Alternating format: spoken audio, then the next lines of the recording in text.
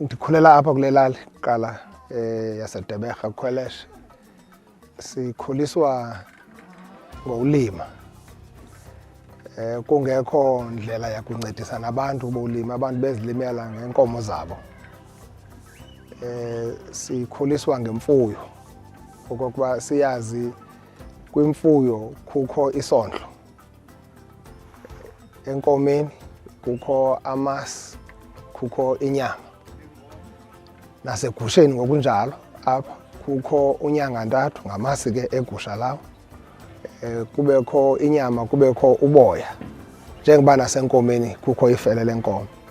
Kodwa ngenxa yokuswela ke kwabantu balapha uba ezinye izinto kwimeko yezoqoqosho ibingeyonto ebebeyenza imfuyo yabo ngenjongo zokhulisa uqoqosho, bebezifuyela nje uba bondle abantwana, bakhulise abantwana, babe nemizi yabo. Umuntu afana athengise ke ngelo xesha xa ithe wanengxaki, ingeyonto eyinjongo ke leyo. So imfuyo ke yiyo mna ikwazileyo nondinceda, kuba utata wandinceda wandinika imali yofunda xeshukweni endandifunda phaya edyunivesithi yaseFort Hare. Yayingutata owayelima apha, utata nje onemfuyo ozifuyeleyo, ongumfama apha, ongazange aye esikolweni kwakunye nenkosikazi yakhe. So bubomi ke ndithatha ngokuba besiloko sibenza njengobomi nje bempilo yesiqhelo. Kungekho lwazi luphangaleleyo into yokokuba apha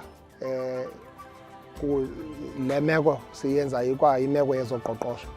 So ngokuya ke ndikhula ndibona de ndazofikelela kweli zinga ndikulo, ndiye ndayiqaphela ke loo nto. Nangomane ndibona tyheni akuchetywe uboya begusha athengisa, bangaba imakethi iyavuma, uyakwazi uyifumana imali ide isondele nako-30,000, xhomekeke kwiigusha zakho nazo nenani lazo.